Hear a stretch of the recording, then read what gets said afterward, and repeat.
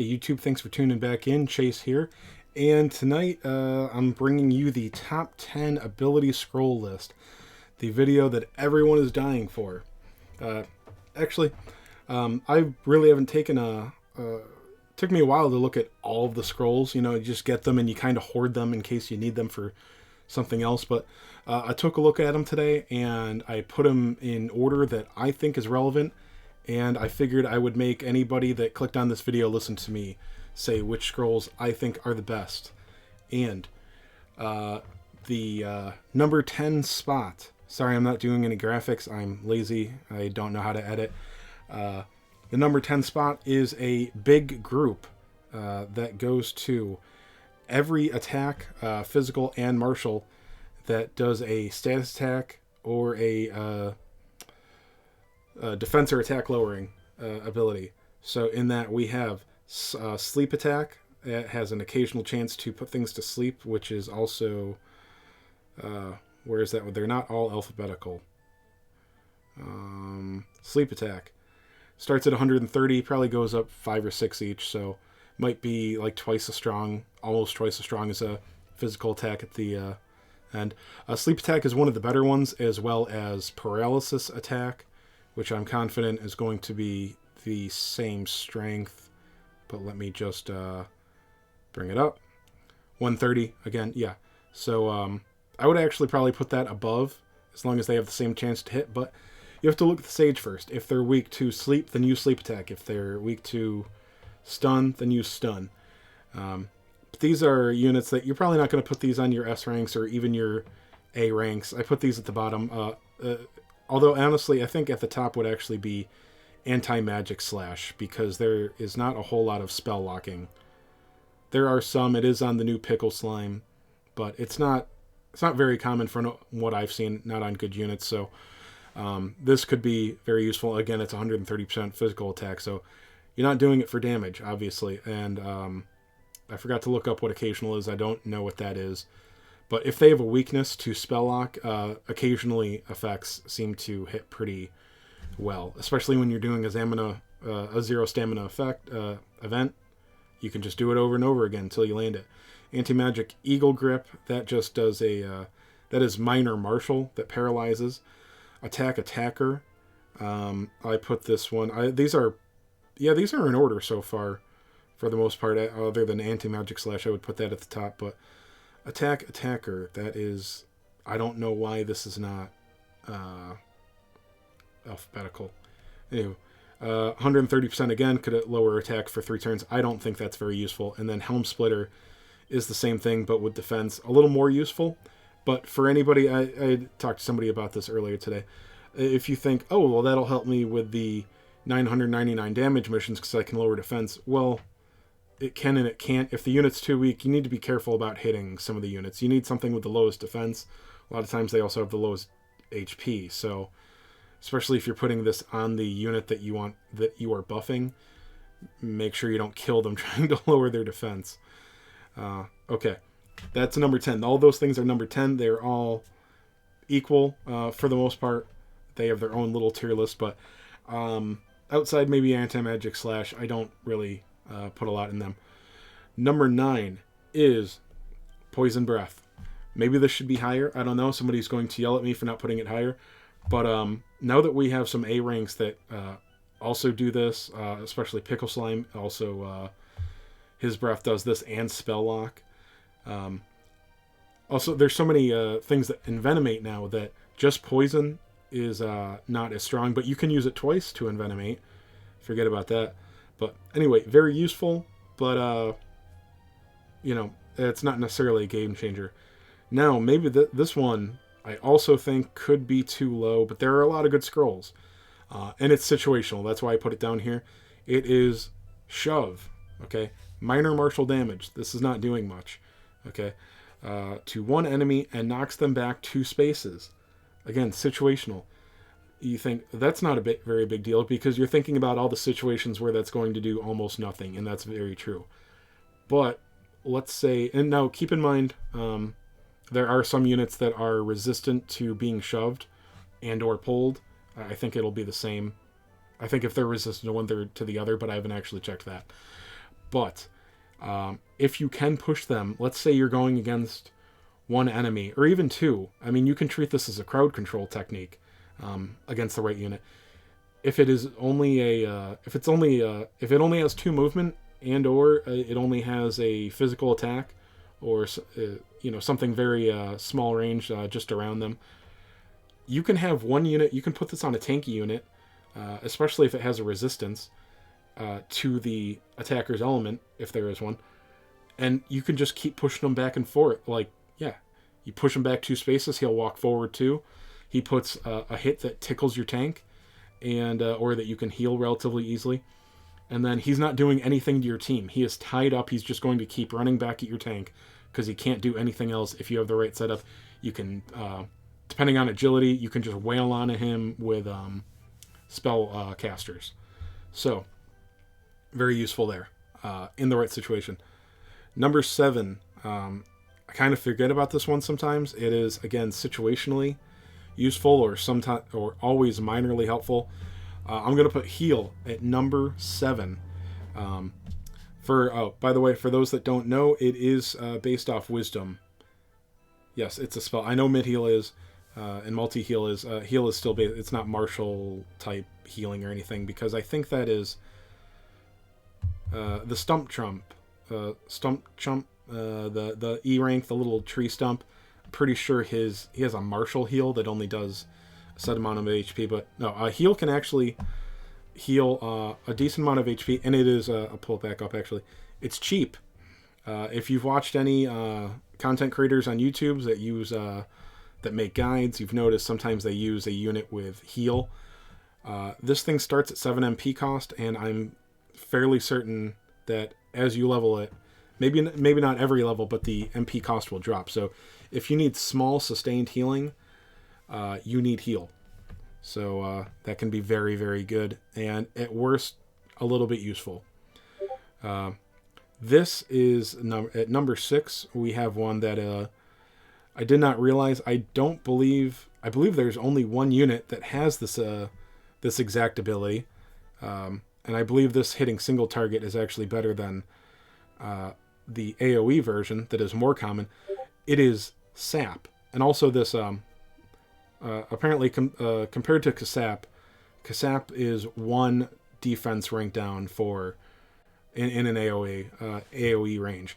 Sap is 1 unit, but it lowers defense twice. It is, I believe, a negative 30% to defense. So that is pretty big. You've most of my biggest videos, the ones that everybody's tuned in to watch. Thank you everyone for viewing, clicking, subscribing, liking, whatever. It's all very important to me. So anyway, Sap can help a unit that is on the edge of being able to complete the 999 damage missions. The problem with that strategy of needing to use Sap is that it is another member of your team that you need to commit to not dealing damage sometimes. So anyway, Sap can help because you can put this on a strong unit that's also helping the fight, and at the right opportunity he can just spend, if it lowers it twice, sometimes you may only need to Sap twice. It's not like the attack buffing where you always have to buff 3 times outside crits and crazy situations. You need to use buff 3 times, but 1 single Sap from any member on your party on the weakest defense unit may be all that you need. So Sap is at number 6. It can be very valuable, and it is unique. At number 5, this is, again, before the slime event, I would have put this nowhere on the list. And now I've seen that this status ability could actually be a big problem, because the free-to-play units they gave us last event are utilizing this so well, and that is Poison, and number 5 is Squelch. It is just a cheap spell, cures poison for 1 ally. Okay, there's going to be a fight or two where that is very useful. I guarantee we have not gotten that fight yet, but I am sure that we will get a fight where healing poison would be very welcome. All right, so that's number 5. At number 4, I have another grouping, and maybe these are too high, but they're simple. They're all around useful Again, these are not scrolls that you're going to want to put on S or A ranks. But that is Sizz, Whoosh, and Bang. Now, spoiler alert, I did leave all of the minor martial and breath abilities off this list. They are sometimes useful, but the reality is that their damage is, in relevant content, irrelevant. Minor and breath damage on lower rank units is just no... It's nice that they get to do some units, some damage rather, but for the most part, it's not helping. So, but something with a decent wisdom can use Sizz, Whoosh, Bang. I left Frizz off here,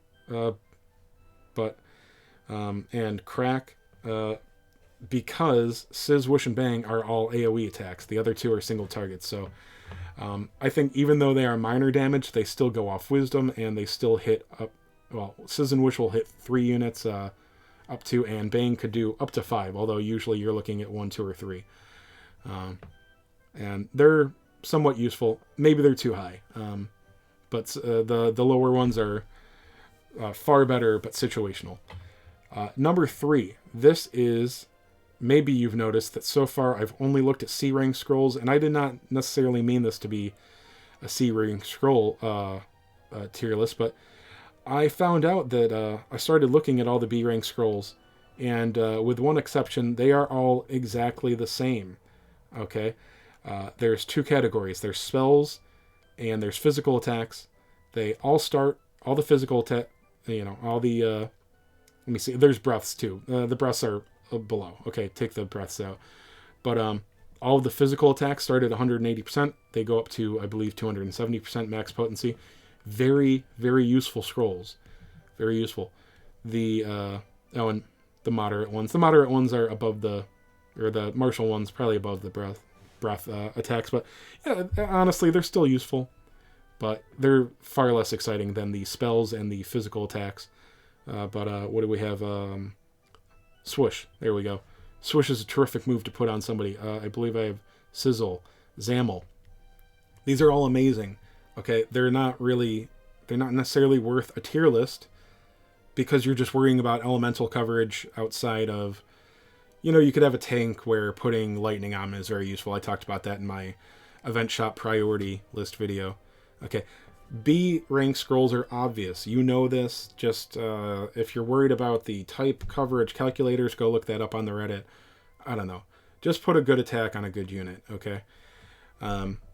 So somebody's going to tell me how stupid I am for that, but honestly, I feel that they're all the same. Number 2 is, I do not have this one to look at anymore, but we should all know this. We only got 1 copy, and I used it because it is an amazing scroll, and that is Snooze. Snooze. Put one enemy asleep occasionally. Range of, I think it's a range of 2. Okay. Amazing. I put mine on my Hades Condor. And I'll explain why I did that for anybody interested. In, I would say, most fights, at least some of them, Hades Condor happens to have a high agility as well. Your healer is often not necessarily the first turn. Do you know when sleep is really important? The first turn. So why not have your healer? Because he's not going to do much damage. You definitely don't want him on the front line. His wisdom is okay, but so what? You can put an ability on him to have him do a little bit of spell damage. No, CC something. Crowd control something. Put it to sleep. That is 2 or 3 turns that you don't have to worry about that unit hitting your units. That's better than healing sometimes. So, Snooze is an amazing scroll.